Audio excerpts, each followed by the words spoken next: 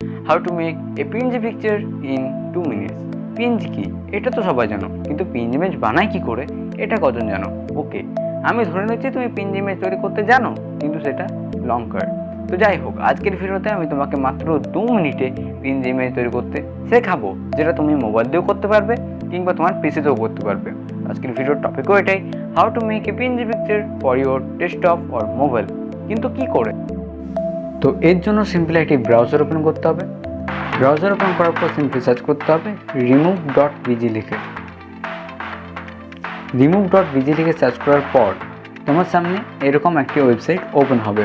তো এখান থেকে কিন্তু তোমরা এক ক্লিকে যে কোনো ফটো থেকে ব্যাকগ্রাউন্ড রিমুভ করতে পারবে। তো ব্যাকগ্রাউন্ড রিমুভ করার জন্য সিম্পলি আপলোড ইমেজের উপর ট্যাপ করতে হবে। তো আপলোড ইমেজে ট্যাপ করার পর তোমার সামনে কিছু পারমিশন চলে আসবে, সেগুলি অ্যালাউ করে দেবে। তো এরপর তোমার কাঙ্ক্ষিত ফটোটি এখানে ইম্পোর্ট করতে হবে, অর্থাৎ যে ফটো থেকে তুমি ব্যাকগ্রাউন্ড রিমুভ করতে চাইছো।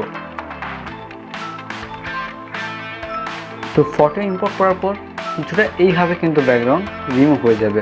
তো তোমরা দেখতে পাচ্ছ আগে আমাদের ফটোটি কিছুটা এরকম ছিল, কিন্তু ব্যাকগ্রাউন্ড অটোমেটিকলি রিমুভ হয়ে কিছুটা এরকম ফটোটি হয়ে গিয়েছে। তো এরপর যদি তোমার ভালোভাবে ব্যাকগ্রাউন্ড রিমুভ না হয়, তাহলে তোমরা এডিট অপশানে দিয়ে তোমরা ব্যাকগ্রাউন্ড ভালোভাবে ইউজ করতে পারবে।